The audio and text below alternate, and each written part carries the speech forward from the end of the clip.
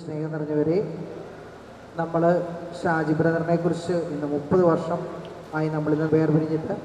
നമ്മളപ്പം ഷാജി ബ്രദറിനെ കുറിച്ചുള്ള ഓർമ്മകളും, ഷാജി ബ്രദറിൻ്റെ മാതാപിതാക്കന്മാരുണ്ട്, ബഹുമാനപ്പെട്ട അച്ഛന്മാരുണ്ട്, ഒത്തിരി പേര് ലോകത്തിൻ്റെ പല ഭാഗത്തു നിന്ന് ഇവിടെ വന്നിട്ടുണ്ട്, പല സ്ഥലങ്ങളിൽ നിന്ന് വന്നിട്ടുണ്ട്. നമ്മളിന്ന് ഇവിടെ വന്നതിൻ്റെ ഒരേ ഒരു ലക്ഷ്യം ബ്രദർ ഷാജി എന്നുള്ള ഒരേ ഒരു നമ്മളുടെ ബ്രദറിനെ ഓർത്തുകൊണ്ട് മാത്രമാണ്.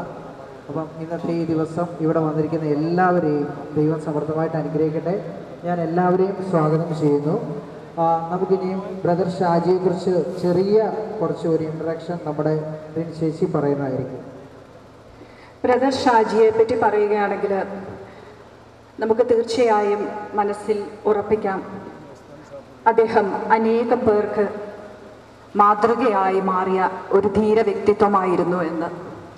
ഇന്നിവിടെ നമ്മളെല്ലാവരും പല സ്ഥലങ്ങളിൽ നിന്നും ഒത്തുകൂടിയിരിക്കുന്നത് അദ്ദേഹത്തിൻ്റെ 30ാം ചരമവാർഷികം ആഘോഷിക്കുവാനാണ്.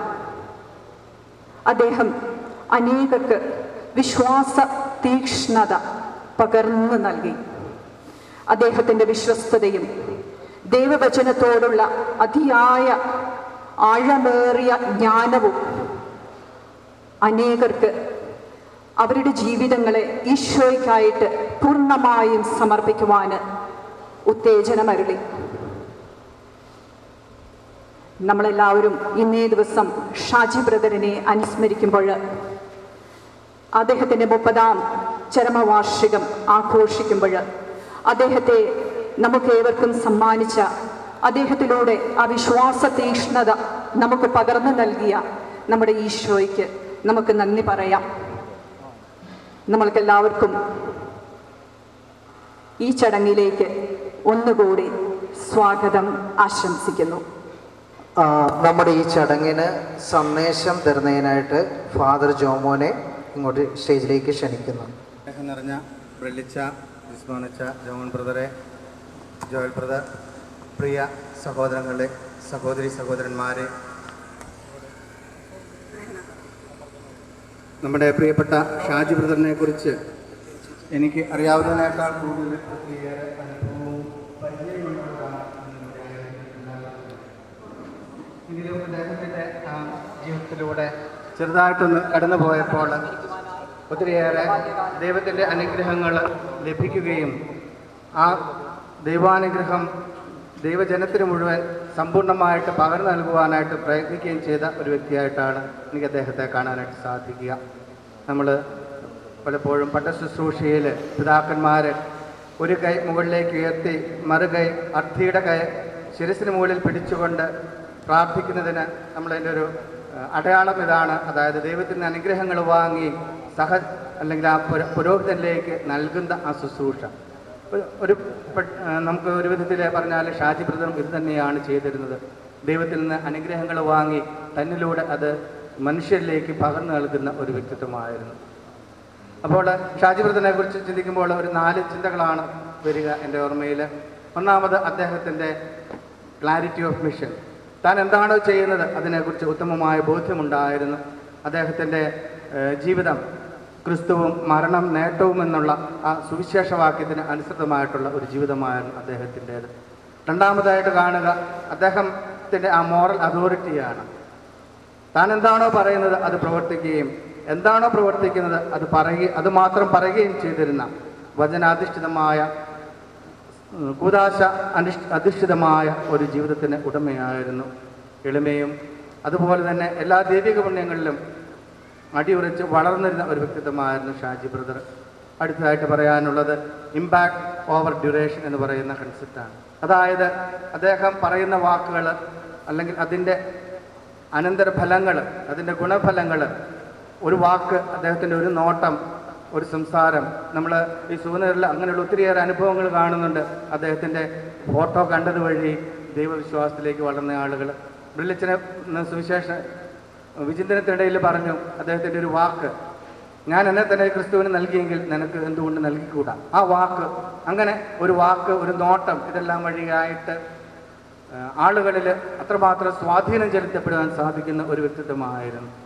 അവസാനമായിട്ട് ലീഗസി ത്രൂ ഡെക്കേഡ്സ്, അതായത് അദ്ദേഹത്തിന് മരിച്ചിട്ട് 30 വർഷം കഴിഞ്ഞിട്ടും ഇന്നും ഇത്രയേറെ പേർ അദ്ദേഹത്തെ അനുസ്മരിക്കുകയും ഇന്നലെ എന്ന പോലെ അദ്ദേഹത്തിൻ്റെ ജീവിതം തങ്ങളുടെ ജീവിതത്തിൽ ആ ചെലുത്തിയ സ്വാധീനങ്ങൾ അനുസ്മരിക്കുകയും ചെയ്യുന്നുവെങ്കിൽ തീർച്ചയായിട്ടും അദ്ദേഹം നമ്മൾ ലൗകിക ഭാഷയിൽ പറഞ്ഞാൽ ഒരു ഇതിഹാസ പുരുഷൻ തന്നെയാണ്. ഈ അവസരത്തിൽ ദൈവം അദ്ദേഹത്തിലൂടെ നൽകിയ എല്ലാ കൃപകളെയും ധാരാളമായി ഓർക്കാം. നമ്മൾ അദ്ദേഹത്തിൻ്റെ വിശുദ്ധി നമ്മുടെ ഓരോരുത്തരുടെയും ജീവിതത്തിലേക്ക് പകർന്നു ലഭിക്കുവാനായിട്ട് നമുക്ക് ആത്മാർത്ഥമായി പ്രാർത്ഥിക്കാം. മുന്നോട്ടുള്ള ജീവിതത്തിലും അദ്ദേഹത്തിൻ്റെ മാധ്യസ്ഥം നമുക്ക് ഓരോരുത്തർക്കും തുണയാകട്ടെ, അഭയമാകട്ടെ. ഈ പ്രാർത്ഥനകളോടെ എൻ്റെ വാക്കുകൾ അവസാനിപ്പിക്കുന്നു. നന്ദി, നമസ്കാരം.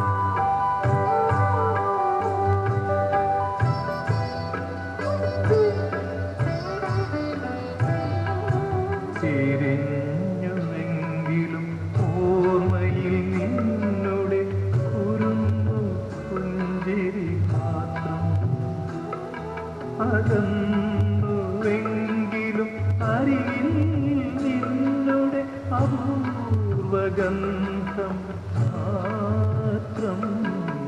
തിരിഞ്ഞുവെങ്കിലും ഓർമ്മയിൽ നിന്നുടെ കുറുമ്പു പുഞ്ചിരി മാത്രം, അകന്നുവെങ്കിലും അരികിൽ നിന്നുടെ അപൂർവഗന്ധം മാത്രം. തിരിഞ്ഞുവെങ്കിലും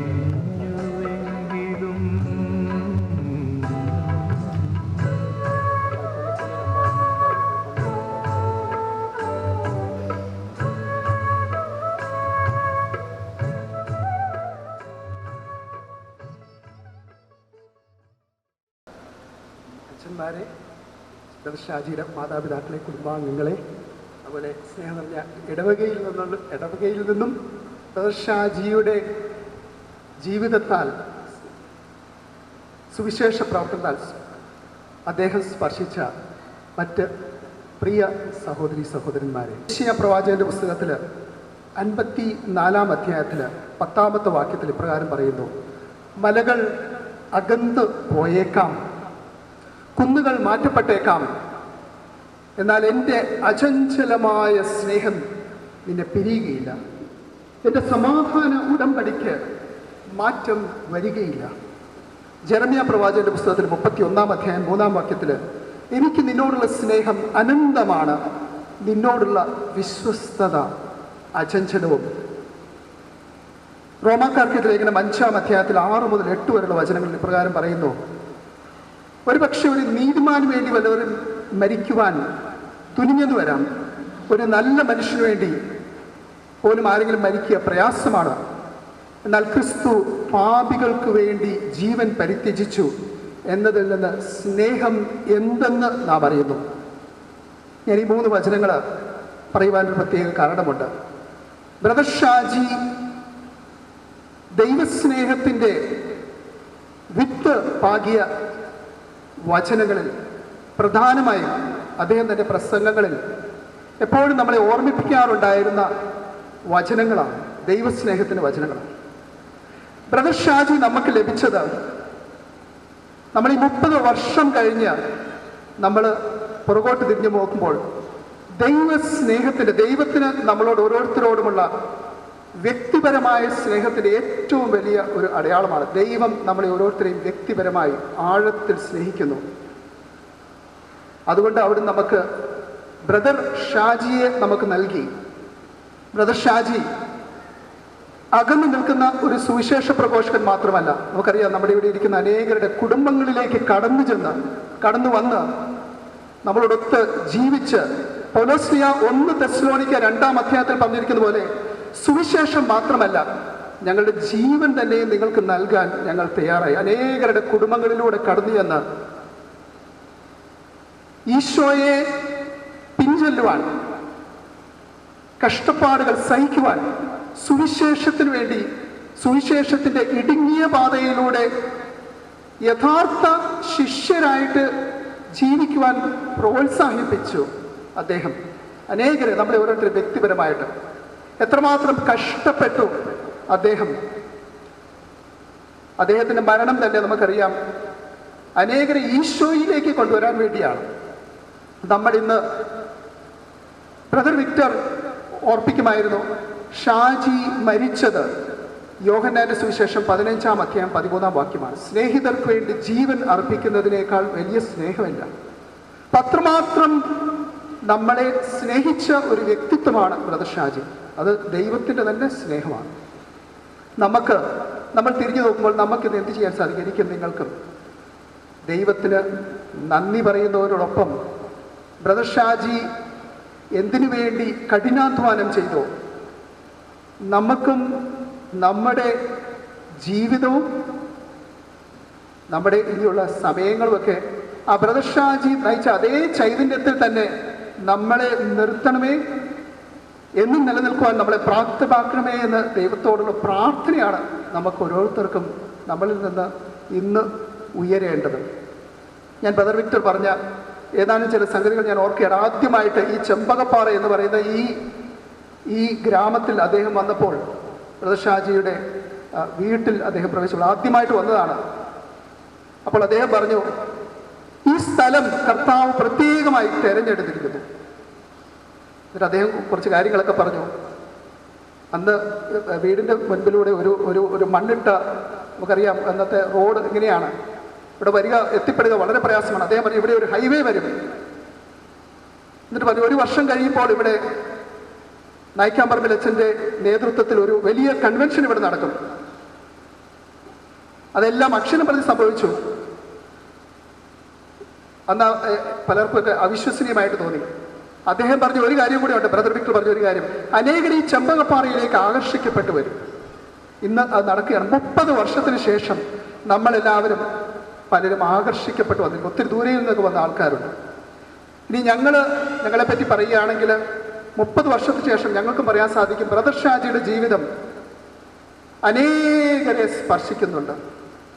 ഇന്നും കേരളത്തിൽ നിന്നും മാത്രമല്ല, ഇന്ത്യയിൽ നിന്നും മാത്രമല്ല, അനേകം രാജ്യങ്ങളിൽ നിന്ന് അനേകര് ബ്രദർ ഷാജിയുടെ ജീവിതം ഇന്നും സ്പർശിക്കുന്നു.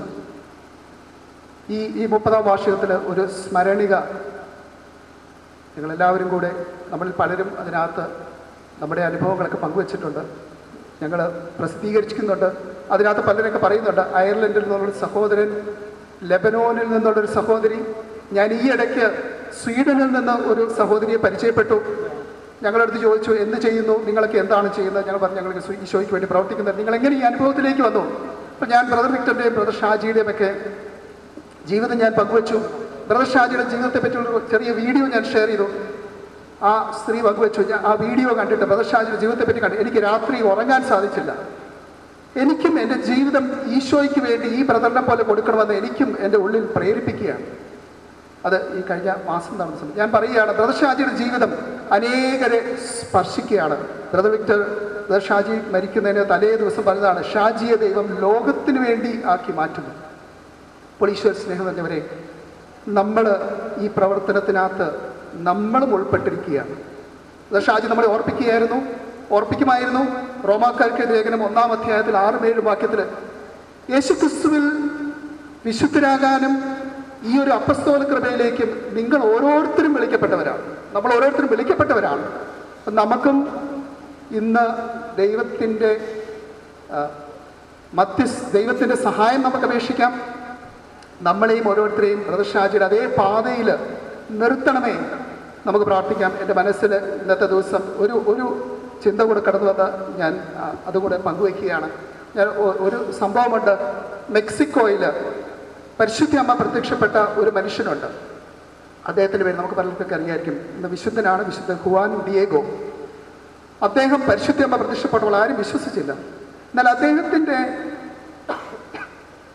പലരും വിശ്വസിച്ചത്, ബിഷപ്പ് തന്നെ വിശ്വസിച്ചത്, അദ്ദേഹത്തിൻ്റെ പുറംകുപ്പായത്തിൽ പരിശുദ്ധമ്മ തൻ്റെ ഛായ പതിച്ചു അത്ഭുതകരമായ രീതിയിൽ. അതിന്നും ആ ടിൽമ എന്നാണ് പറയുന്നത് പുറക്കപ്പായത്തിന് ഇന്നും മെക്സിക്കോ സിറ്റിയിൽ നമുക്ക് കാണാൻ സാധിക്കും. 500 വർഷം കഴിഞ്ഞിട്ടും അത് അഴുകിയിട്ടില്ല. അത്ഭുതകരമായിട്ട് അത് സ്ഥിതി ചെയ്യുകയാണ്. ഈശോയിൽ സ്നേഹം നിറഞ്ഞവരെ, ബ്രദർ ഷാജിയുടെ ശുശ്രൂഷ വഴി നമ്മളുടെ അനേകരുടെ ആത്മാക്കളിൽ ഇതുപോലെ ഒരു ഛായ പതിച്ചിട്ടുണ്ട്. നമ്മളത് കാത്തു സൂക്ഷിക്കണം. ആ ഛായ നഷ്ടപ്പെടാതെ, ദൈവത്തിൻ്റെ ഛായയാണ്. ബ്രദറിൻ്റെയൊക്കെ പ്രവർത്തനങ്ങൾ വഴി, സുവിശേഷ പ്രവർത്തനം വഴി വിശുദ്ധ ലിഖിതങ്ങൾ നമ്മുടെ ഹൃദയങ്ങളിലും ആത്മാവിലും ആലേഖനം ചെയ്യപ്പെട്ടിട്ടുണ്ട്. അത് മാഞ്ഞു പോകാതെ നമ്മൾ അത് പാവനമായിട്ട് നമുക്ക് കാത്തു സൂക്ഷിക്കാം. അങ്ങനെ അത് എഴുതി ചേർത്ത തിരുവചനത്തിൻ്റെ ശോഭ അതെന്നും വർദ്ധിക്കട്ടെ. നമ്മുടെ ഓരോരുത്തരെയും ആത്മാക്കളുടെ ശോഭ എന്നും വർദ്ധിക്കട്ടെ. ബ്രദർ ഷാജിയുടെ മാതൃക നമുക്ക് ഓരോരുത്തർക്കും, നമ്മുടെ കുടുംബങ്ങൾക്കും, തലമുറകൾക്കും, ഈ സ്ഥലത്തിനും, ഈ ഇടവകയ്ക്കും, ഈ രൂപതയ്ക്കും, കേരളത്തിന് മുഴുവനും, അനേകരൊക്കെ ഇന്ന് പല ധ്യാന നേതാക്കന്മാരും ഗുരുക്കന്മാരും ഒക്കെ ബ്രദർ വിക്ടറിൻ്റെയും ബ്രദർ ഷാജിയുടെയും ഒക്കെ ശുശ്രൂഷ ഇന്ന് തിരിച്ചറിയുന്നുണ്ട്.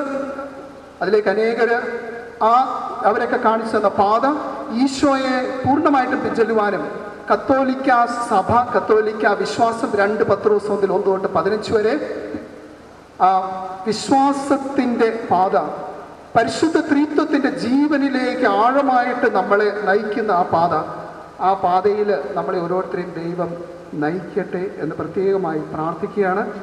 ദൈവം നമ്മളെല്ലാവരെയും സമൃദ്ധമായിട്ട് അനുഗ്രഹിക്കട്ടെ. ദൈവം നമ്മളെ സ്നേഹിക്കുന്നു.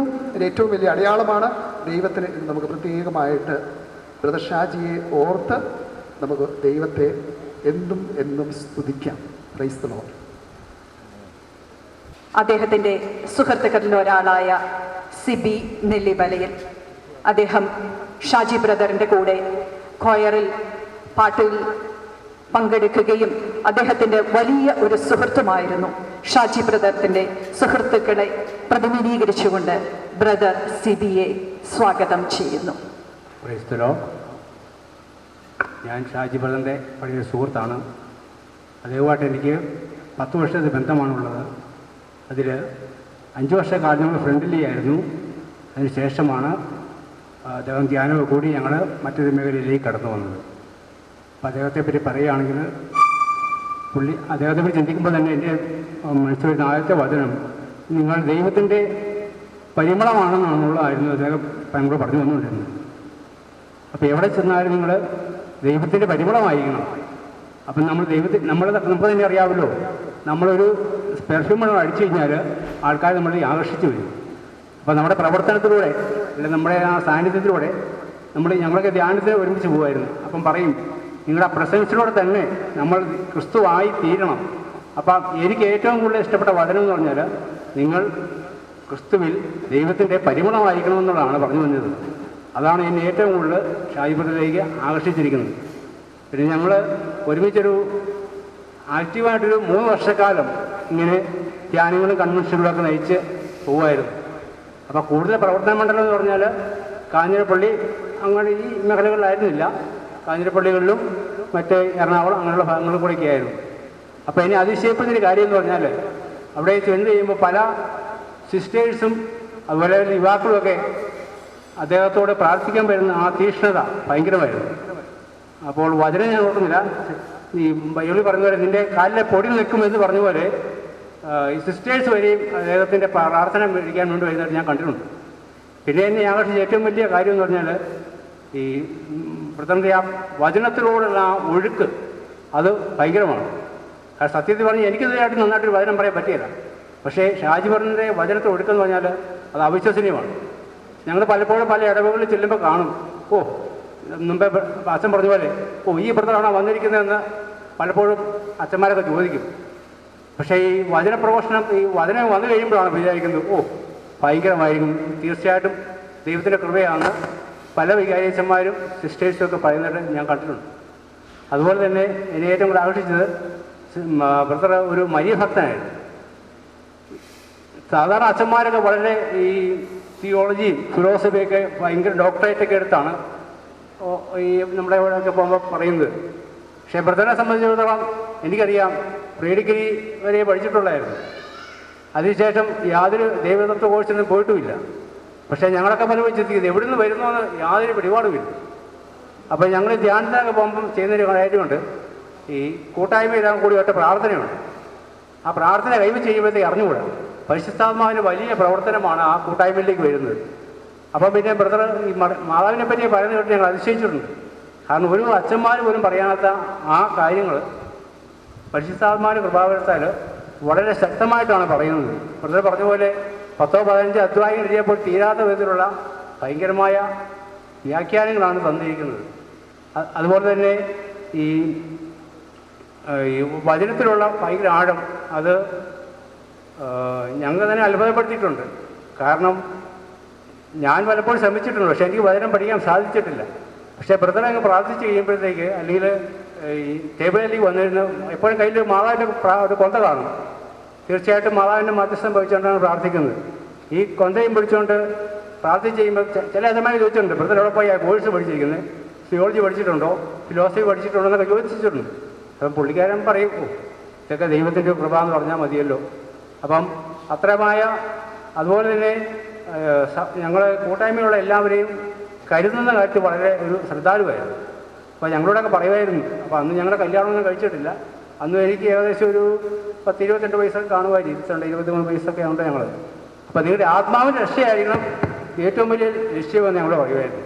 നമുക്കതങ്ങനെ പെട്ടെന്ന് മനസ്സിലാവില്ലല്ലോ. അപ്പോൾ ആത്മീയ കാര്യങ്ങൾ നമ്മൾ ശ്രദ്ധിക്കണമെന്നുള്ള കാര്യം എപ്പോഴും ഊന്നി പറഞ്ഞുകൊണ്ടാണ് ഇരുന്നത്.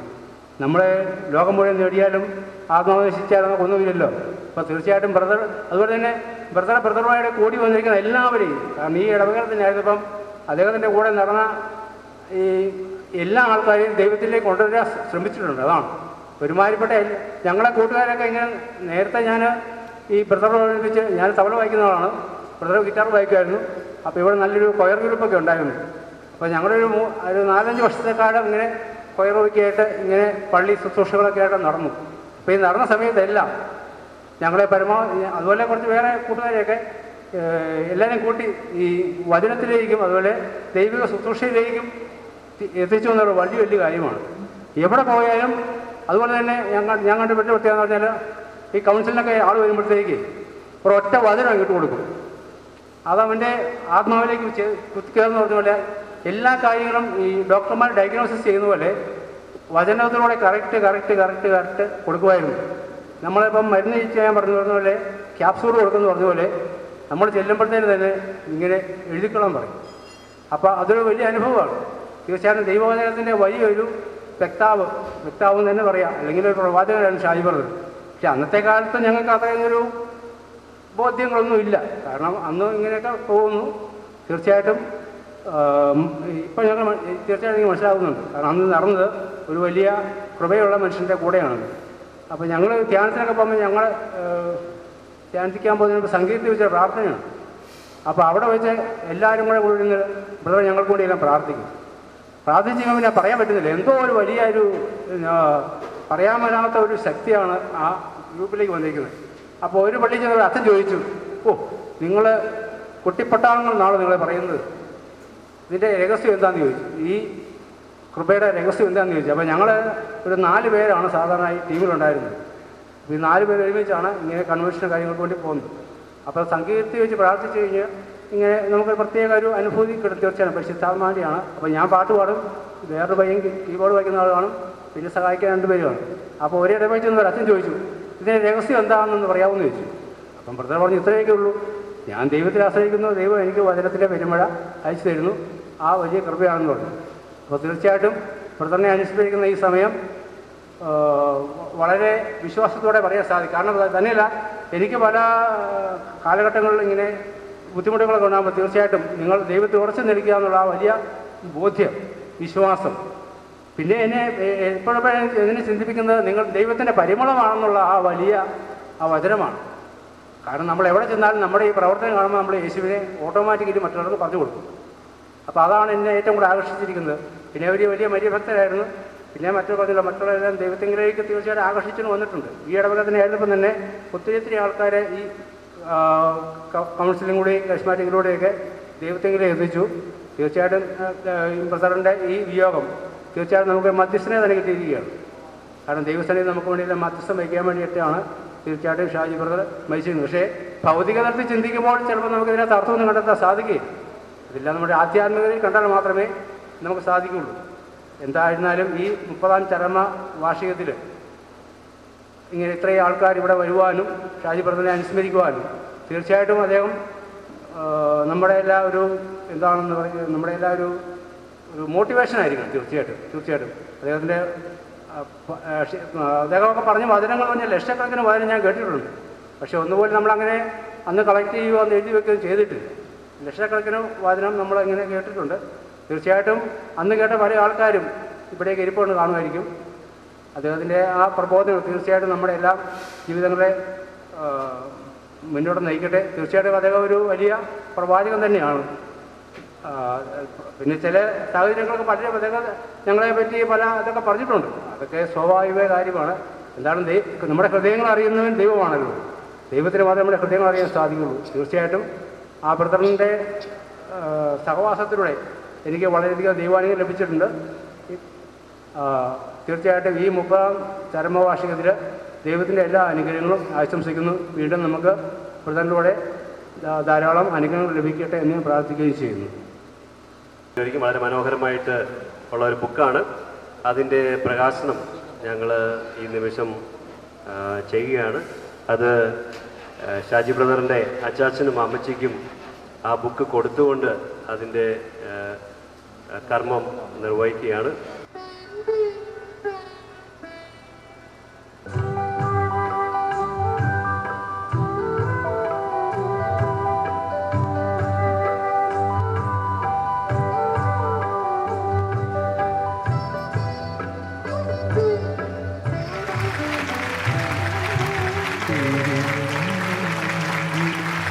ഓർമ്മയിൽ നിന്നുടെ കുറുമ്പു പുഞ്ചിരി മാത്രം അകന്നുവെങ്കിലും അരികിൽ നിന്നുടെ അപൂർവഗന്ധം മാത്രം. ജോസി, റീനി, ജോമോ ബ്രദർ, ഫാദർ ജോമോൻ്റെ കഴിഞ്ഞ വർഷം ബ്രദർ ഷാജിയുടെ ആനിവേഴ്സറിക്ക് ഫാദർ ജോമോൻ്റെ ഒരു റിയൽ ഇനിഷ്യേറ്റീവാണ്. അത് വളരെ മനോഹരമായിട്ട് ചെയ്യാനായിട്ട് സാധിച്ചു. ഡെഫിനറ്റ്ലി ഈ ഒരു ബുക്ക് നിങ്ങളുടെ എല്ലാം വീടുകളിൽ ഉണ്ടായിരിക്കുന്നത് വളരെ നല്ലതാണ്. ആർക്കെങ്കിലും എന്തെങ്കിലും ബ്രദർ ഷാജിയെക്കുറിച്ച് എന്തെങ്കിലും എഴുതാനുണ്ടെങ്കിൽ നിങ്ങൾക്ക് എഴുതി എത്രയും പെട്ടെന്ന് അയച്ചു തരാനും അവസരം ഉണ്ടായിരിക്കുന്നതാണ്. പ്രവീൺ വലിയൊരു ഡിസൈനറാണ്. ഇത് ആ ബുക്ക് കാണുമ്പോൾ മനസ്സിലാവും, വളരെ മനോഹരമായിട്ടാണ് ചെയ്തിരിക്കുന്നത്. പ്രവീൺ ഒത്തിരി കഷ്ടപ്പെട്ടാണ് ചെയ്തത്. പ്രവീണിന് ഒത്തിരി താങ്ക്സ്. എല്ലാവർക്കും ഒത്തിരി നന്ദി. അതുപോലെ തന്നെ ഇന്നത്തെ ദിവസം നമ്മളിന്ന് ചാച്ചനെയും അമ്മച്ചിയും പ്രത്യേകമായിട്ട് ദൈവത്തിന് നന്ദി പറയുകയാണ്. അവരുടെ രണ്ടുപേരുടെയും വളരെ മാതൃകാപരമായ ജീവിതം ആണ് ഷാജി ബ്രദറിനെ നന്ദി.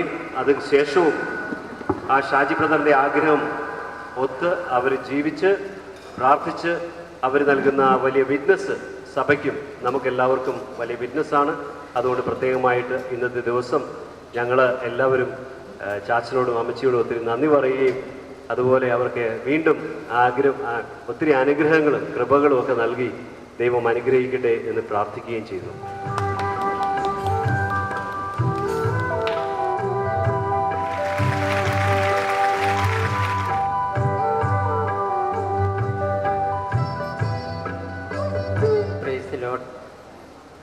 ബഹുമാനപ്പെട്ട വല്യച്ഛ, മറ്റു ഫാദേഴ്സ്, സിസ്റ്റേഴ്സ്, ഇവിടെ സന്നിഹിതരായിരിക്കുന്ന ഓരോരുത്തരുടെയും പ്രത്യേകിച്ച് ഞാൻ പറയുന്നില്ല. അനേക സ്ഥലങ്ങളിൽ നിന്ന് മറ്റ് രാജ്യങ്ങളിൽ നിന്നും ഒക്കെ നമ്മുടെ ഈ കൊച്ചു കേരളത്തിൽ ഈ മലനാട്ടിൻ്റെ ഈ ഓണം കേറാമൂല എന്ന് പറയാവുന്ന സ്ഥലത്ത് ഒന്നിച്ചുകൂടാൻ കാരണം എല്ലാം വളരെ വിശദമായിട്ട് പറഞ്ഞു കഴിഞ്ഞു. പക്ഷേ ഇതിൻ്റെ എല്ലാ അടിസ്ഥാനം മനുഷ്യൻ്റെ ആഗ്രഹമോ പ്രയത്നമോ അല്ല. എല്ലാത്തിൻ്റെ അടിസ്ഥാനം ദൈവത്തിൻ്റെ ദയയാണ്, കർത്താവിൻ്റെ വചനത്തിൻ്റെ ശക്തിയാണ് നമ്മൾ കാണുന്നത്. ഞങ്ങളുടെ മകൻ ഷാജി ഡിഗ്രിയൊക്കെ കഴിഞ്ഞ് ആദ്യം അച്ഛനാകാൻ പോകാനൊക്കെ ആഗ്രഹിച്ചു. ഇപ്പം സിബി ഇതിനു മുമ്പ് പറഞ്ഞു രണ്ടുപേരും കൂടെ ഒന്നിച്ചു പോകാനൊക്കെ ആഗ്രഹിച്ചു, അഭിപ്രായം ചോദിച്ചു. ഞാൻ അന്ന് പറഞ്ഞു പോകുന്നതിന് വളരെ സന്തോഷമുണ്ട്, പക്ഷേ ഈ ഇടയ്ക്ക് വെച്ച് തിരിച്ചു പോരരുത്. കുറച്ച ബോധ്യവും തുടർന്ന് ഉണ്ടാകുന്ന സഹനങ്ങളും എല്ലാം ഉണ്ട്. നമ്മൾ കാണുന്നവരെയല്ല കുപ്പായമൊക്കെ ഇട്ട് നടക്കും. എല്ലാവരുടെയും ആദരവും സ്നേഹവും എല്ലാം കിട്ടും. പലർക്കും ധനമോഹമായിരിക്കാം, മറ്റു തരത്തിലുള്ള ഇതായിരിക്കും. അതൊക്കെ ഒത്തിരി അറിയാവുന്നത് കൊണ്ടും ഞാൻ പഠിപ്പിച്ചവർ തന്നെ ഒത്തിരി പേര് അച്ഛന്മാരും കന്യാസ്ത്രീകളും ഒക്കെ ഉണ്ട്. അങ്ങനെയുള്ള കാര്യങ്ങൾ എൻ്റെ ജീവിതത്തിലുണ്ടായിട്ടുള്ള അനുഭവങ്ങളൊക്കെ വെച്ച് ഞാൻ പറഞ്ഞു തിരിച്ചു പോരാനാണെങ്കിൽ ആ വഴിക്ക് പോകണ്ട, അല്ലാതെ ഉള്ള കാര്യങ്ങളൊക്കെ ആവശ്യത്തിൻ്റെ ഒരു ജോലിയൊക്കെ അന്ന് ഉണ്ട്, അതൊക്കെ മതി, എങ്കിൽ തുടർന്ന് പഠിക്കുക എന്ന് പറഞ്ഞു. എന്തായിരുന്നാലും അതുകൊണ്ട് പോയില്ല. സിബി പോയി തിരിച്ചു പോരേണ്ടതായിട്ട് വന്നു. ദൈവത്തിൻ്റെ വിളിയും ദൈവത്തിൻ്റെ തിരഞ്ഞെടുപ്പുമാണ് എല്ലാത്തിൻ്റെ അടിസ്ഥാനം. മനുഷ്യൻ്റെ ആഗ്രഹവും പ്രയത്നമൊന്നുമല്ല. എന്തായാലും അത് കഴിഞ്ഞ് ധ്യാനമൊക്കെ കൂടി ഷാജി കർത്താവിന് വേണ്ടി സ്വന്തം ജീവിതം മാറ്റിവെക്കാൻ തീരുമാനമെടുത്തു. അതിനുശേഷം തിരിച്ചു വന്നില്ല. വിക്ടർ ബ്രദർ ഒരു ധ്യാനത്തിലൂടെ വിക്ടർ ബ്രദറുമായിട്ട് പരിചയപ്പെട്ടു. അതൊരു പ്രത്യേകമായിട്ട് ദൈവത്തിൻ്റെ ഒരു വലിയ ഇടപെടലും ഒരു അത്ഭുതകരമായ സംഭവമായിരുന്നു. പിശാച് ബാധിതയായ ഒരു സ്ത്രീയെ ബൈൻഡ് ചെയ്ത് ബ്രദർ പ്രാർത്ഥിച്ചപ്പോൾ വിട്ടുപോകുന്നില്ല. നിലത്ത് വീണ് അലറി സ്തുതിക്കുകയും പറഞ്ഞ് ഇവനോട് സ്റ്റേജിൽ എങ്ങനെയോ ഇറങ്ങിത്തിരിഞ്ഞ് പുറത്തോട്ട് പോകാനായിട്ടൊക്കെ ചെന്നതാണ്. സ്തുതിക്കുകയും പറഞ്ഞു. അങ്ങനെ അറിയത്തില്ല എന്ന് പറഞ്ഞു. വീണ്ടും കറങ്ങിത്തിരിഞ്ഞ് ഇറങ്ങിപ്പോകാൻ നോക്കിയിട്ട് വോളണ്ടിയേഴ്സ് സമ്മതിച്ചില്ല, ഈ സ്റ്റേജിലൊന്നും വരെയും പാടില്ലെന്ന് പറഞ്ഞു. പക്ഷേ വീണ്ടും സ്റ്റേജിൽ ചെന്ന് ഇങ്ങനെ 3 പ്രാവശ്യം ഉണ്ടായി. 3-ാം പ്രാവശ്യം ബ്രദർ പറഞ്ഞു സ്തുതിക്കാൻ പറഞ്ഞു. അപ്പോഴും ഈ സ്ത്രീ കിടന്ന് അലറുകയാണ്, നാക്കുമൊക്കെ നീട്ടി. അപ്പോൾ ഷാജി പറഞ്ഞു എനിക്ക് സ്തുതിക്കാൻ അറിയത്തില്ല. അപ്പോൾ യേശുവെ നന്ദി, യേശുവെ സ്തോത്രം എന്ന് 2 കൈ ഉയർത്തി പ്രാർത്ഥിച്ചാൽ മതി, സ്തുതിപ്പ അതാണെന്ന് സ്തുതിപ്പ എന്ന് പറഞ്ഞു. പേടിച്ചിട്ട് ഇതെല്ലാം കണ്ട് അവൻ പറഞ്ഞു പേടിച്ചിട്ട് സ്തുതിച്ചു പോയി. അറിഞ്ഞോണ്ടോ ആത്മാവിലല്ലേ എന്താ ആയാലും അല്പനേരം സ്തുതിച്ചപ്പോൾ ആ സ്ത്രീ ഫ്രീയായി കാർച്ച അലർച്ചയൊക്കെ നിന്ന് എഴുന്നേറ്റ് പോയി.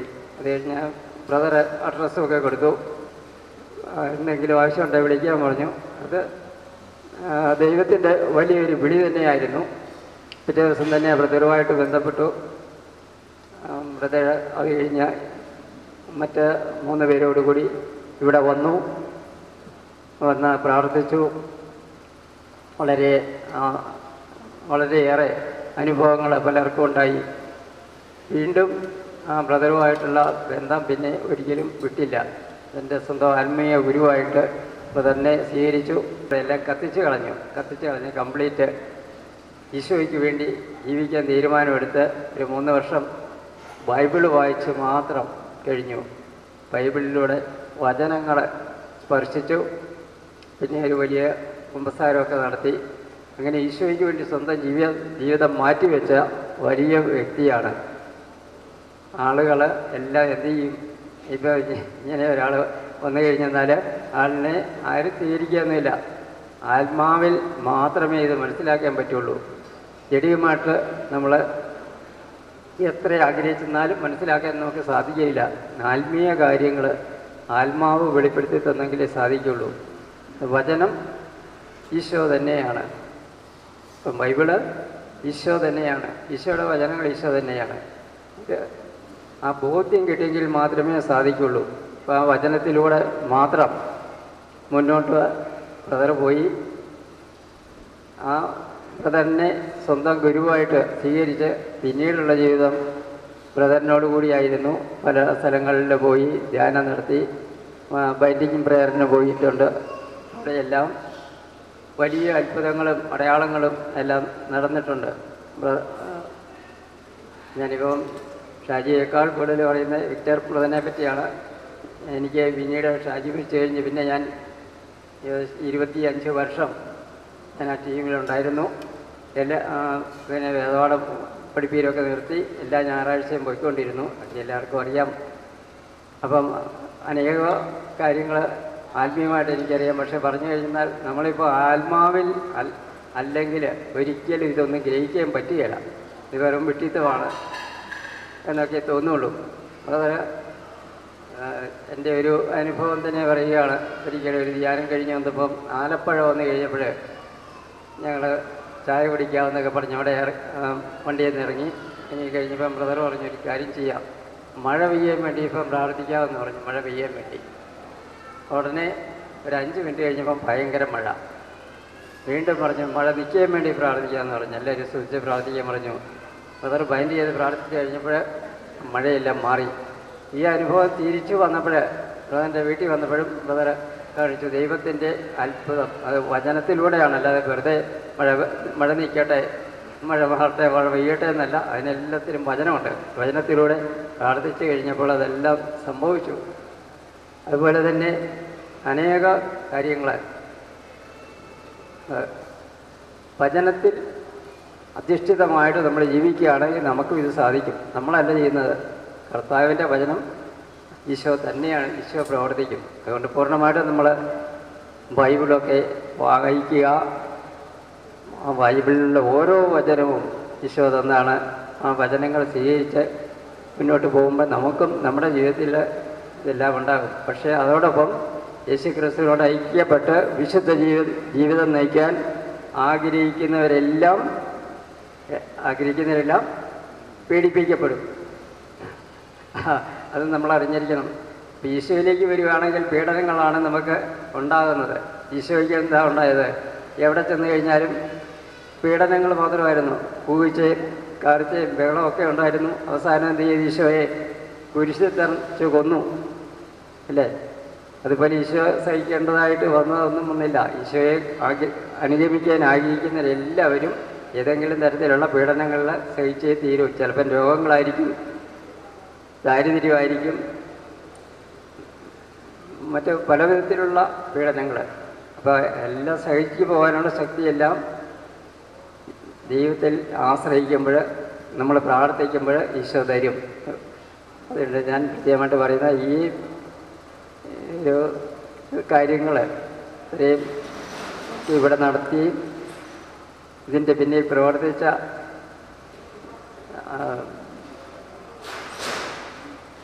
ബ്രദേഴ്സ്, സിസ്റ്റേഴ്സ്, ഫാദേഴ്സ് എല്ലാവരും ഉണ്ട്. പ്രത്യേകിച്ച് പ്രില്യച്ചന്, ജോമനച്ചന്, ജോമൻ ബ്രദർ അച്ഛനാകാൻ പോകുന്നയാളാണ്. മറ്റേ ജോമനച്ചന് 2 ജോമനച്ചന്മാർ ഉണ്ടായിരുന്നു ഇവിടെ കുർബാനയ്ക്കൊക്കെ. എല്ലാവർക്കും പ്രത്യേകമായിട്ട് നന്ദി പറയുന്നു. അവരുടെ മാതൃക, അവർക്കും ഈ സഹനങ്ങളൊക്കെ ഉണ്ട്. എല്ലാം സഹിച്ച് ജീവിതാവസാനം വരെ ഈശോയ്ക്ക് വേണ്ടി ശുശ്രൂഷ ചെയ്ത് ജീവിക്കാനും അനേക ആത്മാക്കളെ അവരിലൂടെ ഈശോയിലേക്ക് കൊണ്ടുവരുവാനും ഇടവരുത്തട്ടെ എന്ന് പ്രത്യേകമായിട്ട് പ്രാർത്ഥിച്ചുകൊണ്ടും ഇതേ സംബന്ധിച്ച എല്ലാവർക്കും വരാൻ ആഗ്രഹിച്ചിട്ട് സാധിക്കാത്ത എല്ലാവർക്കും വേണ്ടി പ്രത്യേകമായിട്ട് പ്രാർത്ഥിക്കുന്നു. എല്ലാവരെയും ദൈവം സമൃദ്ധമായി അനുഗ്രഹിക്കട്ടെ എന്ന് പ്രാർത്ഥിച്ചിട്ടുണ്ട്. ഞങ്ങളുടെ നന്ദി കൃതജ്ഞതയെ ഒരിക്കൽ കൂടി അർപ്പിച്ചുകൊണ്ട് ഞാൻ നിർത്തുന്നു. Praise the Lord, praise the Lord. കടന്നുപോയി എങ്കിലും 3 ദിവസം പോലെ ദൈവം അനുഭവപ്പെടുത്തി തന്നു. കർത്താവിന് വേണ്ടി ആ ശുശ്രൂഷയ്ക്കായി പോയതുകൊണ്ട് എല്ലാം സഹിക്കുവാനും എല്ലാം സന്തോഷത്തോടെ ചെയ്യുവാനും ദൈവം ഇടയാക്കി.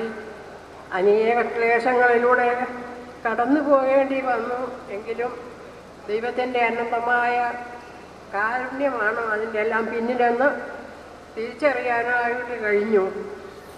എല്ലാവരും വന്ന് സഹകരിക്കുകയും ഞങ്ങൾക്ക് വേണ്ടി പ്രത്യേകം പ്രാർത്ഥിക്കുകയും ചെയ്ത എല്ലാവരെയും ദൈവം സമൃദ്ധമായി അനുഗ്രഹിക്കട്ടെ എന്ന് ഒരിക്കൽ കൂടി പ്രാർത്ഥിക്കുന്നു. ആ മകൻ്റെ വേർപാട് ഈശോയ്ക്ക് വേണ്ടി ജോലി ചെയ്തതുകൊണ്ടാണ്. ഇതെല്ലാം സഹിക്കുവാനായിട്ട് ഞങ്ങളെ താങ്ങി നിർത്തിയ കരങ്ങൾ ശക്തമുള്ളതാണെന്ന് ഞങ്ങൾ മനസ്സിലാക്കി, ഞങ്ങൾ തിരിച്ചറിഞ്ഞു. ആ മകൻ യാത്രയായി എന്ന് കേട്ടപ്പോഴും ഞങ്ങൾ തളരാതെ പതറാതെ ദൈവമേ ഇത് അങ്ങയുടെ ഇഷ്ടമെങ്കിൽ അത് ഞങ്ങളുടെ ജീവിതത്തിൽ നിറവേറട്ടെ എന്ന് പറയുവാനായിട്ട് ഞങ്ങൾക്ക് സാധിച്ചു. ആ ഈശോയ്ക്ക് വേണ്ടി ജോലി ചെയ്തതുകൊണ്ടാണ്, ആ മുന്തിരിത്തോപ്പിൽ വേല ചെയ്തതുകൊണ്ടാണ് വീടിനെയും വീട്ടുകാരെയും മാതാപിതാക്കളെയും എല്ലാം വിട്ട് കർത്താവിന് വേണ്ടി ഇറങ്ങി തിരിച്ച ആ മകൻ, ആ 27ാമത്തെ വയസ്സുള്ള ആ പയ്യൻ ഇതാ ഇന്ന് ലോകം മുഴുവൻ അവനെ അറിയുവാൻ ദൈവം തിരുമനസ്സായി. നമ്മളുടെ കഴിവോ നമ്മളുടെ യാതൊന്നുമോ അല്ല, അതിൻ്റെ പിന്നിൽ ദൈവത്തിൻ്റെ ആ മഹാകരുണ, അത് മാത്രമെന്ന് ഞാൻ ഒരിക്കൽ കൂടി പറയുന്നു. ഈ സങ്കടങ്ങളും ഈ പ്രയാസങ്ങളെല്ലാം കർത്താവിന് വേണ്ടി സഹിച്ചുകൊണ്ട് ഞങ്ങൾ മുന്നോട്ട് പോകുകയായിരുന്നു.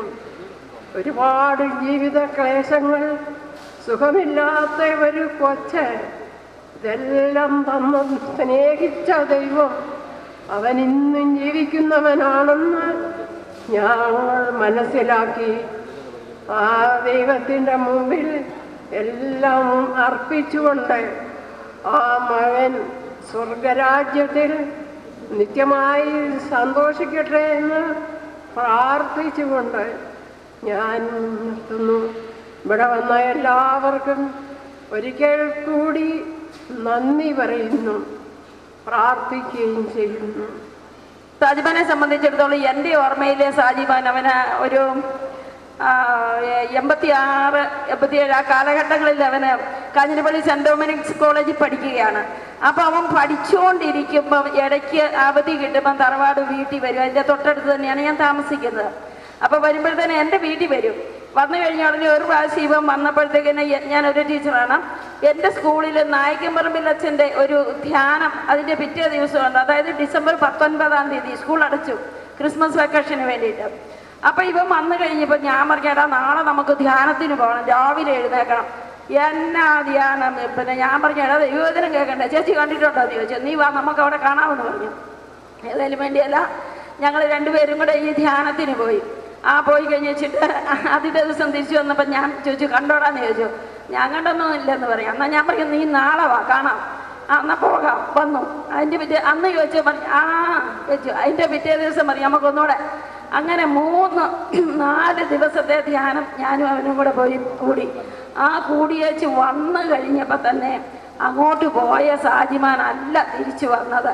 അത്രയ്ക്ക് മാറ്റം അവന് വന്നു കഴിഞ്ഞ് ആദ്യത്തെ ആ ഒരൊറ്റ ധ്യാനത്തോടുകൂടി.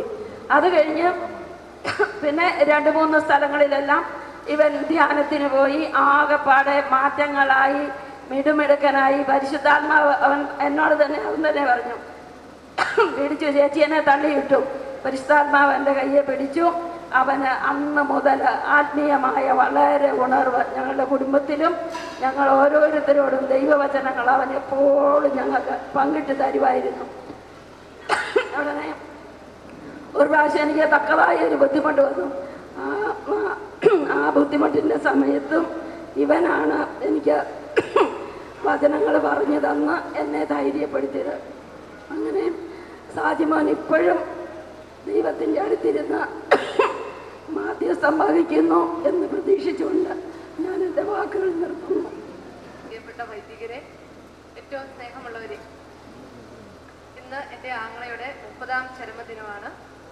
ഇന്ന് ഇവിടെ എത്തിയിരിക്കുന്ന എല്ലാവരോടുമുള്ള സന്തോഷവും സ്നേഹവും അറിയിക്കുകയാണ്. ഏഷ്യ പ്രവാചകന്റെ പുസ്തകം 62-ാം അധ്യായത്തിൽ ഒരു വാക്യമുണ്ട്, കർത്താവിൻ്റെ കയ്യിൽ നീ മനോഹരമായ ഒരു കിരീടവും നിന്റെ ദൈവത്തിൻ്റെ കരങ്ങളിൽ ഒരു രാജകീയ മകുടവുമായിരിക്കും. യഥാർത്ഥത്തിൽ ഞങ്ങൾക്ക് അങ്ങനെ തന്നെയായിരുന്നു. ഞങ്ങൾ വിളിച്ചുകൊണ്ടിരുന്ന ഷാജി ചാച്ചനായിരുന്നു. കാണുമ്പോഴൊക്കെ കണ്ടുമുട്ടുന്നവരിലും കാണുന്നവരിലുമെല്ലാം എപ്പോഴും ഒരു പോസിറ്റീവ് എനർജി പ്രദാനം ചെയ്തുകൊണ്ട് ദൈവവചനത്തിൻ്റെ, ഇപ്പോഴത്തെ രീതിയിൽ പറഞ്ഞാൽ ദൈവവചനത്തിൻ്റെ വൈബ്സ് ആയിരുന്നു കൊടുത്തിരുന്നത്. അത് ഏത് പ്രതിസന്ധിയിലും ഉള്ളവരായാലും കണ്ടുമുട്ടുന്നവരിലൊക്കെ ദൈവവിശ്വാസത്തിൽ ആഴപ്പെടാനും വിശ്വാസത്തെ മുറുകെ പിടിച്ചുകൊണ്ട് എല്ലാ പ്രതിസന്ധികളെയും തരണം ചെയ്യാൻ സാധിക്കുമെന്നുള്ള ഒരു ഉത്തമ മാതൃകയായിരുന്നു കാണിച്ചു കൊടുത്തിരുന്നത്.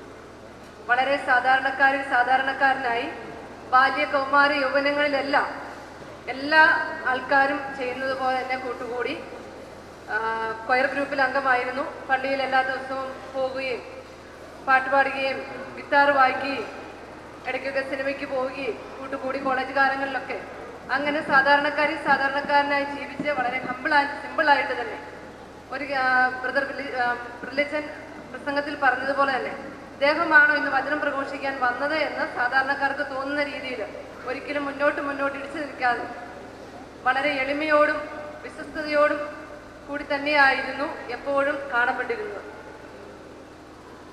നീതിമാൻ വിശ്വാസത്താൽ ജീവിക്കും എന്നുള്ളതിൻ്റെ ഒരു ഉത്തമ മാതൃകയായിരുന്നു. ഞങ്ങളൊക്കെ എപ്പോഴും കാണുകയും കേൾക്കുകയൊക്കെ ചെയ്യുമ്പോൾ ഒരുപക്ഷെ ഇന്നത്തെ പോലെ ഇന്നിപ്പോൾ ഉള്ള ഒരു ബോധ്യം അന്ന് ഇത്രയും വലിയൊരു ആളാണ്, അല്ലെങ്കിൽ ഇതുപോലൊരു അനേകരുടെ ഹൃദയങ്ങളിൽ വാഴുന്ന ഒരാളായി മാറുമെന്നൊന്നും അന്ന് തോന്നിയിരുന്നില്ല. ഇപ്പം ഈ കേരളത്തിൽ നിന്നും ഇന്ത്യയിൽ നിന്നും ലോകത്തിൻ്റെ പല രാജ്യങ്ങളിൽ നിന്നെല്ലാം എത്തിച്ചേർന്നവർക്കൊക്കെ അങ്ങനെ ഒരു വിശ്വാസവും സ്നേഹവും അവരുടെ ഹൃദയങ്ങളിലെല്ലാം ആഴപ്പെട്ടിരിക്കണമെങ്കിൽ അവർക്കെല്ലാം ഒരു തരത്തിലല്ലെങ്കിൽ മറ്റൊരു തരത്തിലുള്ള ആശ്വാസവും ദൈവവചനത്തിൽ മുറുകെ പിടിച്ചു കഴിയുമ്പോൾ എങ്ങനെയെല്ലാമാണ് ജീവിതത്തിൻ്റെ ഓരോ പ്രതിസന്ധികളെയും തരണം ചെയ്ത് മുന്നോട്ട് പോകാൻ സാധിക്കുമെന്നുള്ളതിൻ്റെ ആ ധൈര്യം പകർന്നു കൊടുത്തതുകൊണ്ട്, അല്ലെങ്കിൽ ആ വിശ്വാസം പകർന്നു കൊടുത്തതുകൊണ്ടാണ് ഇന്ന് ഈ കൂടിയിരിക്കുന്നവരെല്ലാം ആ ഒരു വിശ്വാസത്തെ പ്രതി ഇവിടെ എത്തിച്ചേർന്നിരിക്കുന്നത്. എല്ലാ നിമിഷവും ദൈവവചനം ഉരുവിടുന്ന ഒരു വ്യക്തിയായിട്ടായിരുന്നു എൻ്റെ ഓർമ്മയിൽ ഇപ്പോഴും ഉണ്ടായിരുന്നത്. ധ്യാനം കൂടുന്നതിനൊക്കെ മുമ്പ് കൊയർ ഗ്രൂപ്പിലൊക്കെ അംഗമായിരുന്നു, പള്ളിയിൽ പോകും. ആ ഒരു സമയത്താണെങ്കിൽ പോലും എപ്പോഴും ഒരു സ്പിരിച്വൽ ലൈഫ് തന്നെയായിരുന്നു. ക്രിസ്മസ് കാലമായി കഴിയുമ്പോൾ ക്രിസ്മസ് കാർഡുകൾ ഉണ്ടാക്കുക. അമ്മയുടെ ആങ്ങളെ ജോയ്സിനോട് വന്നിട്ടുണ്ട്. ഇവർ രണ്ടുപേരും കൂടി ക്രിസ്മസ് കാർഡ് ഉണ്ടാക്കുക. അതുപോലെ തന്നെ എല്ലാ പരിപാടികളിലും കൊയർ ഗ്രൂപ്പിൽ അംഗമായിരുന്നുകൊണ്ട് കൊയറിന് പോവുക. ഇങ്ങനെ എപ്പോഴും ഒരു സ്പിരിച്വൽ ലൈഫ് തന്നെയായിരുന്നു ധ്യാനത്തിനൊക്കെ പോകുന്നതിന് മുമ്പ് തന്നെ ഉണ്ടായിരുന്നു. അതിനുശേഷം ധ്യാനമൊക്കെ കൂടി കർത്താവിലേക്ക് വന്നതിന് ശേഷം എപ്പോഴും 24 മണിക്കൂറും ഒരു പ്രാർത്ഥനാ ജീവിതം തന്നെയായിരുന്നു. ഞങ്ങളൊക്കെ രാത്രിയിൽ ഉറക്കം തെളിഞ്ഞ് എപ്പോഴെങ്കിലും കാണുകയാണെങ്കിൽ രണ്ട് കൈയും വിരിച്ചു പിടിച്ച് പ്രാർത്ഥിക്കുന്ന ഒരു സഹോദരനെയായിരുന്നു കണ്ടുമുട്ടിയിരുന്നത്. അതുപോലെ തന്നെ എപ്പോഴും രാവിലെ എണീറ്റാലും എപ്പോഴും വായിൽ നിന്നും ദൈവമേ എന്നുള്ള ഒരു വാക്ക് മാത്രമേ കേട്ടിരുന്നുള്ളൂ. അതുപോലെ തന്നെ ഒരു കാര്യങ്ങൾക്കും പരാതിയും പരിവട്ടവും ഒന്നും പറയാതെ വീട്ടിലായിരുന്ന സമയത്താണെങ്കിലും പരാതികളോ പരിവട്ടങ്ങളോ ഒന്നും പറയാതെ എൻ്റെ ഓർമ്മയിൽ എന്നെ ഒരു പ്രാവശ്യം മാത്രമേ വഴക്ക് പറഞ്ഞതായിട്ട് എൻ്റെ ഓർമ്മയിലുള്ളൂ. അത് ഞാൻ കുരിശ് വരച്ചപ്പോൾ ഓർക്കച്ചെല്ലാത്തതിന് ഒറ്റയടിയേ തന്നുള്ളൂ. അതൊരടിയായിരുന്നു.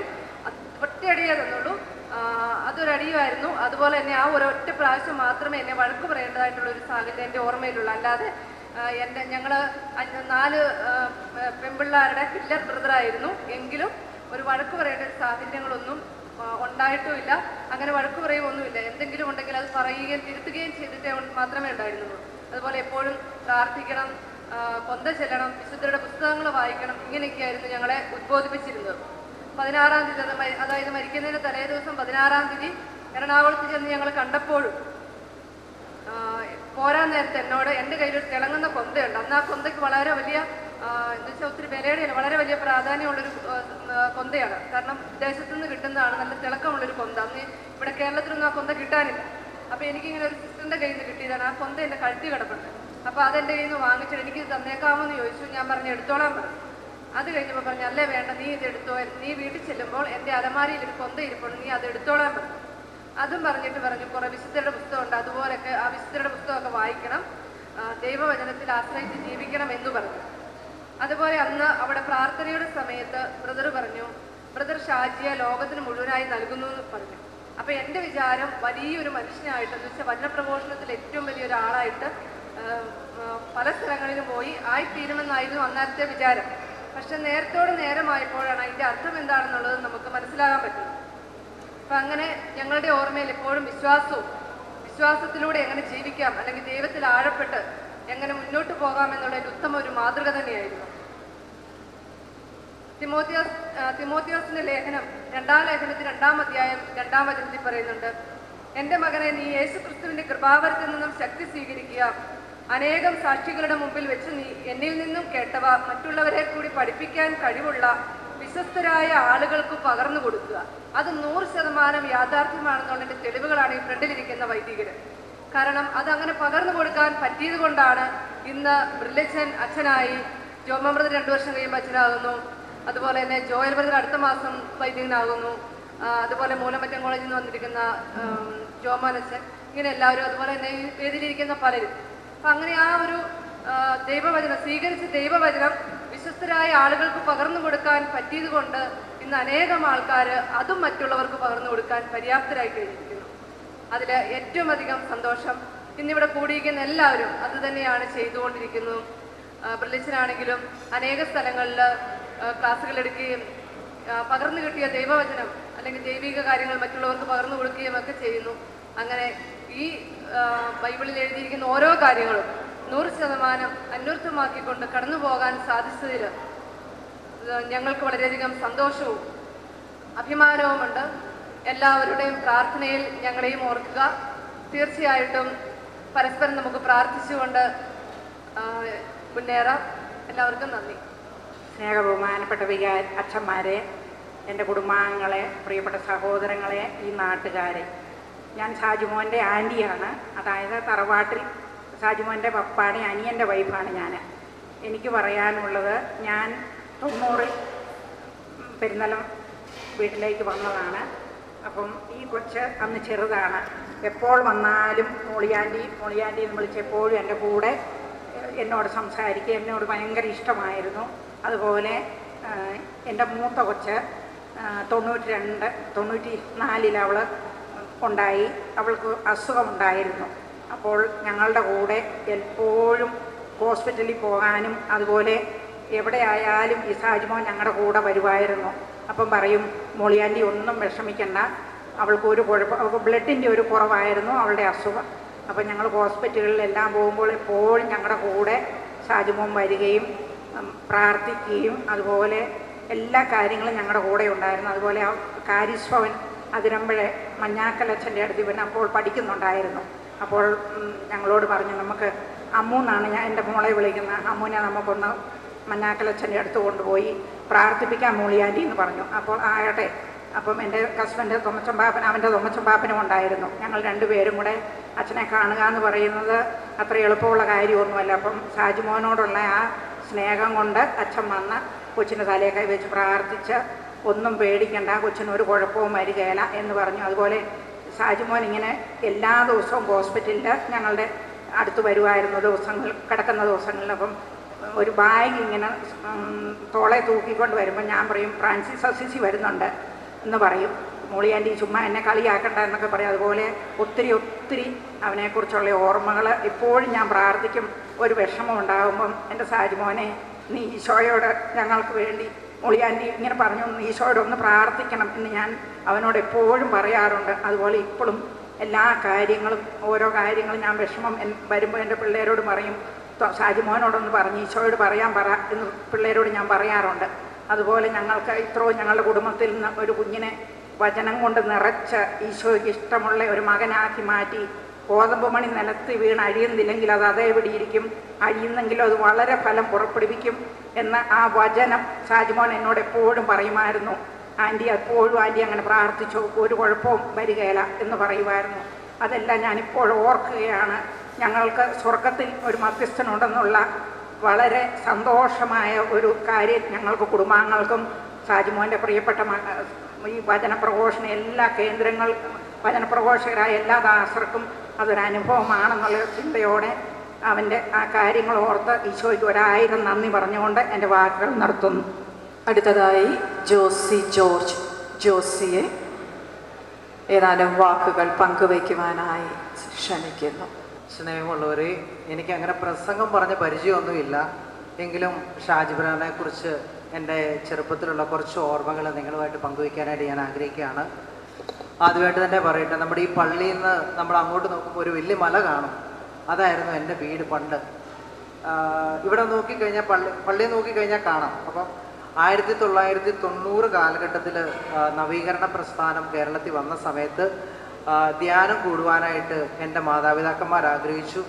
അങ്ങനെ ആദ്യമായിട്ട് ഞങ്ങളിങ്ങനെ അന്വേഷിച്ച് എങ്ങനെയാണ് ധ്യാനത്തിന് പോകുന്നതെന്നുള്ള രീതിയിൽ ഒന്ന് അന്വേഷിച്ച് കഴിഞ്ഞപ്പം എല്ലാവരും പറഞ്ഞു ചമ്പകപ്പാറയിൽ ഇങ്ങനെ ഒരു പെരുന്നിടത്ത് വീട്ടിൽ നിന്നാണ് ധ്യാനത്തിന് വിടുന്നതെന്ന് പറഞ്ഞു. അങ്ങനെ ആദ്യമായിട്ട് ഞങ്ങൾ പോട്ടയിലേക്ക് പോകാനായിട്ട് ഞാൻ എൻ്റെ മമ്മിയുടെ കയ്യെ പിടിച്ചിട്ട് ഷാജിബാറിൻ്റെ വീട്ടിലേക്ക് വരുന്നത്. അത് എൻ്റെ 1990 കാലഘട്ടമായിരുന്നു. അന്ന് ഷാജിബാർ അവിടെ ഉണ്ടായിരുന്നില്ല. അത് കഴിഞ്ഞിട്ട് എൻ്റെ പപ്പായും അമ്മയും പോട്ടയിൽ ധ്യാനത്തിന് പോയി കഴിഞ്ഞിട്ട് തിരിച്ച് വന്നു കഴിഞ്ഞിട്ടാണ് ഷാജിബാർ ഞങ്ങളുടെ ഇവിടുത്തെ വീട്ടിൽ വരും. ഷാജിബാർ വീട്ടിൽ വരിക എന്ന് പറഞ്ഞു കഴിഞ്ഞാൽ അത് വളരെ എൻ്റെയൊക്കെ ചെറുപ്പത്തിൽ ഏറ്റവും എനിക്ക് മെമ്മറബിൾ ആയിട്ടുള്ള ഒരു കാര്യമാണ്. കാരണം ഷാജിബാറുണ്ട്, നമ്മുടെ സിബിച്ചൻ ചേട്ടനുണ്ട്, പിന്നെ നമ്മുടെ ജോയിച്ചനങ്കിളുണ്ട്, പിന്നെ അങ്ങനെ സിബിയങ്ങളുണ്ട്, അങ്ങനെ ഒത്തിരി പേര് വരും. അവർ രാത്രി വരുന്നത് പന്തമൊക്കെ കത്തിച്ച് വചനം പറയാനായിട്ട് വരും. വീട്ടിൽ വന്നിട്ട് പ്രാർത്ഥിക്കുകയും ഉച്ചത്തിൽ കർത്താവിനെ സ്തുതിക്കുകയൊക്കെ ചെയ്യുമായിരുന്നു. ആ ഒരു ഷാജിബാർ അന്നൊക്കെയാണ് നമ്മളുടെ ജീവിതത്തിൽ ഈശോയെക്കുറിച്ചുള്ള ആദ്യത്തെ ഒരു അടിത്തറയിട്ട് തന്ന ഷാജിബാറാണ്. അതിനുശേഷം 1991 മിഷൻ ഞായറാഴ്ച എൻ്റെ ഫാദറിനെയും കൂട്ടി ഷാജിബാർ വിക്ടർബാറിൻ്റെ അടുത്ത് പോയി. അവിടുന്ന് വിക്ടർബാർ പറഞ്ഞു നമ്മളുടെ ഈ സ്ഥലം വിൽക്കാൻ ഭയങ്കര ബുദ്ധിമുട്ടായിരുന്നു. അപ്പോൾ വിക്ടർബാർ പറഞ്ഞു നിങ്ങൾ ഈ സ്ഥലം പ്രാർത്ഥിക്കാൻ, നിങ്ങളിത് വിൽപ്പന നടക്കും, ഉടൻ തന്നെ വിൽപ്പന നടക്കുമെന്ന് പറഞ്ഞു. പിന്നെ നവംബർ മാസം നമ്മളുടെ ഈ സ്ഥലം വിക്ടർബാറിൻ്റെ പ്രവചനം പോലെ തന്നെ വിറ്റു. പിന്നെ ഞങ്ങളെല്ലാം കൂടെ കാഞ്ഞിരപ്പള്ളിയിലേക്ക് പോകുമ്പം നമ്മളുടെ ഇവിടുന്ന് സാധനങ്ങളെല്ലാം പ്രെയർ ഗ്രൂപ്പിലെ മെമ്പേഴ്സാണ്. ഷാജിബാറിൻ്റെ നേതൃത്വത്തിൽ ഷാജിബാറിൻ്റെ കൂട്ടുകാരെല്ലാം കൂടി ലോഡിംഗ് ഒക്കെ ചെയ്ത് കാഞ്ഞിരപ്പള്ളി വന്ന് ഇറക്കിയിട്ട് പ്രാർത്ഥിച്ചിട്ട് കരഞ്ഞുകൊണ്ട് പോകുന്ന ഷാജിബാർ ഞാൻ ഇപ്പോഴും എൻ്റെ മനസ്സിലുണ്ട്. പിന്നെ 1992 പലപ്പോഴായിട്ട് നമ്മളുടെ കാഞ്ഞിരപ്പള്ളിയിൽ വരികയും അവിടെ വചനങ്ങളൊക്കെ പറയുകയും ചെയ്തു. 1992 മാർച്ച് മാസമാണ് ഷാജിബാറിൻ്റെ കയ്യിൽ പിടിച്ചുകൊണ്ട് ആദ്യമായിട്ട് കൊച്ചിയിൽ പോകുന്നത്. കൊച്ചിയിൽ വിക്ടർബാറിനെ മീറ്റ് ചെയ്യുന്നതും ആദ്യമായിട്ട് ജീവിതത്തിൽ കടൽ കാണിക്കുന്നതും ഒക്കെ ഷാജിബാറാണ്. ഷാജിബാർ അത് കഴിഞ്ഞിട്ട് വീട്ടിൽ തിരിച്ചു വന്നു. പിന്നെ അത് കഴിഞ്ഞിട്ട് നമ്മളുടെ അടുത്തുള്ള കുന്നത്തുകാർ ജോസൂട്ടി ചേട്ടനും എല്ലാം വന്നിട്ടുണ്ട്. പിന്നെ നമ്മുടെ തോമസ് സാറിൻ്റെ ഫാമിലി, അങ്ങനെ പല കുടുംബങ്ങൾ എല്ലാവരെയും ഈശോയിലേക്ക് കൊണ്ടുവന്നു. പിന്നെ അവിടുന്ന് അഴങ്ങാടാണെന്നുണ്ടെങ്കിലും ജോസേട്ടൻ്റെ ഫാമിലി, പിന്നെ മെറിച്ചേച്ചിയുടെ ഫാമിലി, ആൻ്റണി ചേട്ടൻ അനിത ചേച്ചിയുടെ ഫാമിലി, പിന്നെ ബാബുച്ചായൻ്റെ ഫാമിലി, ഇവരെല്ലാം ഷാജിബാർ ദൈവത്തിലേക്ക് കൊണ്ടുവന്നു. പിന്നെ വീട്ടിൽ വരുന്ന ദിവസങ്ങളിൽ പല ദിവസങ്ങളിലും ഞാനും എൻ്റെ സഹോദരനായിരുന്നു ഷാജിബാറിൻ്റെ കൂടെ ഇടയ്ക്ക് മാറി മാറി കിടക്കുന്നത്. രാവിലെ ചിലപ്പം രാത്രിയിൽ എഴുന്നേറ്റ് നോക്കുമ്പോൾ 2 മണിക്കൊക്കെ ഇരുന്ന് പ്രാർത്ഥിക്കുന്ന ഷാജിബാറിനെ പലപ്പോഴും കണ്ടിട്ടുണ്ട്. പിന്നെ ചെറുപ്പം മുതൽ വചനത്തിൽ വളരണമെന്നും സങ്കീർത്തനങ്ങൾ കാണാപ്പാടം പഠിക്കണമെന്നും എല്ലാം ഷാജിബാർ പറയുമായിരുന്നു. ഈശോയെ സ്നേഹിക്കണമെന്നും. പിന്നെ ഷാജിബാർ ആദ്യ കുർബാനയ്ക്ക് എനിക്കൊരു ലെറ്റർ അയച്ചായിരുന്നു. അതും ഞാനിപ്പം സൂക്ഷിച്ചു വെച്ചിട്ടുണ്ട്. എൻ്റെ ബുക്ക്, നെയിം സ്ലിപ്പ് ഒട്ടിച്ചു തരിക, പൊതിയ തരിക എല്ലാം ചെയ്യുമായിരുന്നു. ഷാജിബാർ വളരെ ഒരു സർവകലാവല്ലഭനായ ഒരു മനുഷ്യരായിരുന്നു. ഗിറ്റാറ്, മ്യൂസിക്, പിന്നെ ഇലക്ട്രോണിക്സ്, ഓട്ടോമൊബൈൽസ് എല്ലാ കാര്യങ്ങളും അറിയാവുന്ന ഒരു ഷാജിബാറായിരുന്നു. ഷാജിബാറിനെ ഇപ്പം നന്ദിയോടെ ഞാൻ ഓർക്കുന്നു. പിന്നെ 1993 ഷാജിബാറിൻ്റെ ആദ്യ ധ്യാനം അരുവിത്തറപ്പള്ളി നടന്നപ്പോൾ 22-23 വയസ്സുള്ള ഒരാളാണ്. ഒരു 10,000 പേരുടെ ഇടയിൽ ഞാൻ ഇപ്പോഴും ഓർക്കുന്നുണ്ട്. യോഹന്നാന്റെ സുവിശേഷം 3-ാം അധ്യായം 3-ാം വാക്യം വീണ്ടും ജനിക്കണം എന്നുള്ള ആ ഒരു വേർഡ് ഓഫ് കോഡായിരുന്നു അന്നത്തെ നോട്ടീസ് ബോർഡിലൊക്കെ എടുത്ത്. ഷാജിബാറിൻ്റെ അന്നത്തെ ഒരു പ്രസംഗം എന്ന് പറഞ്ഞു കഴിഞ്ഞാൽ ഞാൻ ഓർക്കുന്നുണ്ടോ, അരിയിത്തറപ്പള്ളി എന്ന് പറഞ്ഞാൽ നമ്മളുടെ നാട്ടിലെ ഏറ്റവും വലിയൊരു പള്ളിയാണ്. അരിയിത്തറപ്പള്ളിയിലെ പെരുന്നാളിന് ഒരു 10,000 ആൾക്കാരുടെ ഇടയിൽ നിന്നുകൊണ്ട് ശക്തമായിട്ട് നിന്ന് കർത്താവിനെ കൊടുക്കുന്ന ഷാജിബാർ വചനങ്ങൾ പറയുമ്പോൾ വചനം എഴുതിയെടുക്കാൻ ഭയങ്കര ബുദ്ധിമുട്ടായിരുന്നു. വചനത്തിൻ്റെ ഫ്ലോ അതുപോലെയായിരുന്നു. സുവിശേഷം പ്രസംഗിക്കുന്നവരുടെ പാദങ്ങൾ എത്രയോ സുന്ദരമെന്ന് പറയുന്നു. ഷാജിബാർ പലപ്പോഴും കാഞ്ഞിരപ്പള്ളിയിൽ നിന്ന് രാവിലെ 26 ഹോസ്പിറ്റലിൽ പോയി കുർബാന കണ്ട് പിന്നെ അഴങ്ങാട്ടിലേക്കുള്ള ഒരു യാത്രയുണ്ട്. ഷാജിബാർ ആദ്യം നമ്മുടെ കൊടികുത്തിയിൽ ഇറങ്ങിയിട്ട് പിന്നെ ഒരു 2 മണിക്കൂർ യാത്ര നടന്നിട്ടാണ് മേലോരം എന്നുള്ള ഒരു സ്ഥലത്തെത്തുന്നത്. അവിടെ വികാരീശനെയൊക്കെ കണ്ട് അവിടുന്ന് വീണ്ടും അഴങ്ങാട്ടിലേക്കുള്ള യാത്രയ്ക്ക് ശേഷം അവിടുന്ന് വീണ്ടും തിരിച്ച് മുണ്ടക്കയം വരെ നടക്കാറുണ്ട്. ഏകദേശം ഒരു 10-14 കിലോമീറ്റർ വരെ ഒരു ദിവസം നടന്നിട്ടായിരുന്നു പലപ്പോഴും കർത്താവിനെ കൊടുത്തുകൊണ്ടിരുന്നത്. പിന്നെ വിക്ടർബാറിനെ ഇവിടുന്ന് വിളിക്കാനാണെന്നുണ്ടെങ്കിലും കൊട്ടപ്പനയ്ക്ക് നടക്കുകയും ഒക്കെ ചെയ്യുമായിരുന്നു. ഷാജിബാർ ഈശോയ്ക്ക് വേണ്ടി അതുപോലെ നടക്കുകയും സ്വന്തം ആരോഗ്യം എല്ലാം കാഴ്ചവെച്ച ഒരു വ്യക്തിയായിരുന്നു. പിന്നെ സങ്കീർത്തനം 77 കൂടെ ഷാജിബാർ കടന്നു പോയതും ഷാജിബാർ ഒത്തിരി ആത്മീയമായിട്ട് ഇതായ സമയത്തും എല്ലാം കൂടെ നിൽക്കുവാനും ഒക്കെ ഒത്തിരി പറ്റി. പിന്നെ ജൂലൈ 9-ാം തീയതി മദ്രാസിലേക്ക് പോകുന്നതിന് മുമ്പാണ് അവസാനം നമ്മുടെ വീട്ടിൽ നിന്ന് പോകുന്നത്. അന്ന് എല്ലാവരെയും കെട്ടിപ്പിടിച്ച് ഉമ്മയൊക്കെ കൊടുത്തിട്ടാണ് ഷാജിബാർ പോയത്. തിരിച്ച് മദ്രാസിൽ നിന്ന് ഒരു ലെറ്റർ വായിച്ചിട്ടുണ്ടായിരുന്നു, നിങ്ങളെല്ലാം ദൈവത്തിൽ നിൽക്കണമെന്നൊക്കെ പറഞ്ഞിട്ട്. അത് കഴിഞ്ഞിട്ട് 27-ാം വയസ്സിൽ കാഞ്ഞിരപ്പള്ളിയിലേക്ക് വരുന്ന സമയത്താണ് ഷാജിബാർ പോകുന്നത്.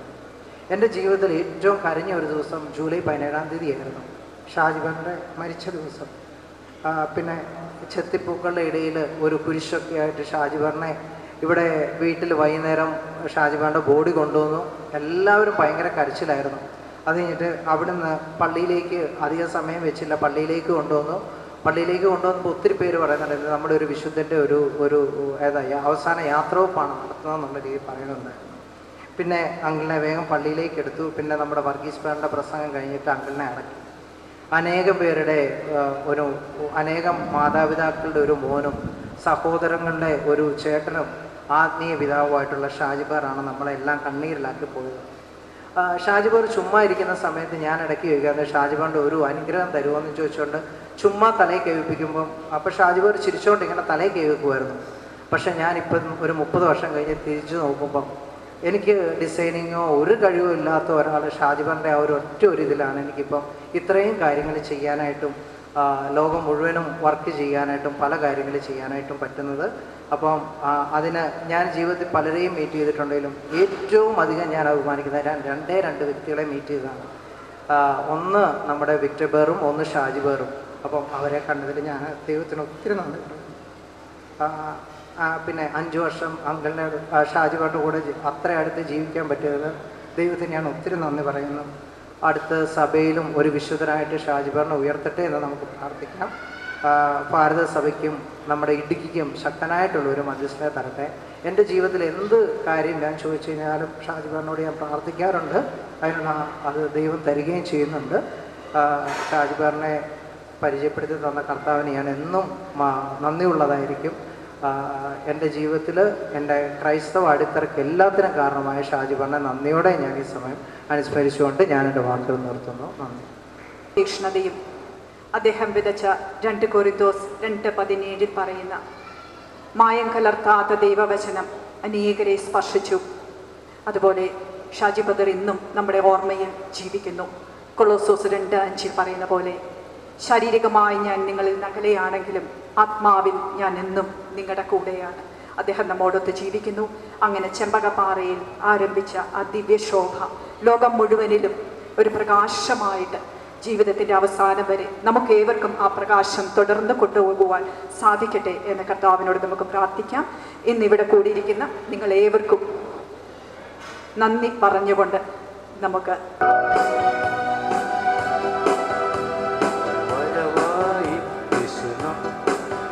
ദിവ്യപാദ പിന്തുടരാ ഞങ്ങൾ പാടിയിടാം ലോകം മുഴുവനും സുവിശേഷ ഗീതകങ്ങൾ.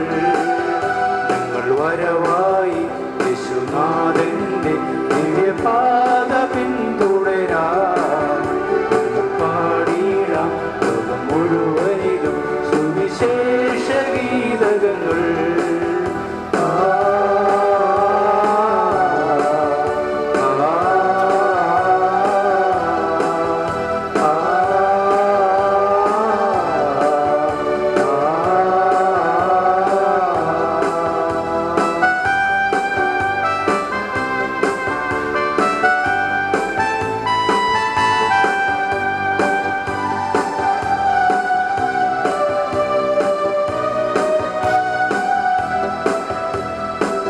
ബന്ധിതർക്കു മോചനം പീഡിതർക്കാശ്വാസവും ബന്ധിതർക്കു മോചനം പീഡിതർക്കാശ്വാസവും തകർന്ന മനസ്സിന് ശാന്തി പകരാൻ സ്നേഹിതർ ഞങ്ങൾ വരവായി. തകർന്ന മനസ്സിന് ശാന്തി പകരാൻ സ്നേഹിതർ ഞങ്ങൾ വരവായി. ഞങ്ങൾ വരവായി ഞങ്ങൾ വരവായി സ്നേഹിതർ ഞങ്ങൾ വരവായി. ഞങ്ങൾ വരവായി ഞങ്ങൾ വരവായി സ്നേഹിതർ ഞങ്ങൾ വരവായി. ഞങ്ങൾ വരവായി യേശുനാഥന്റെ ദിവ്യപാദ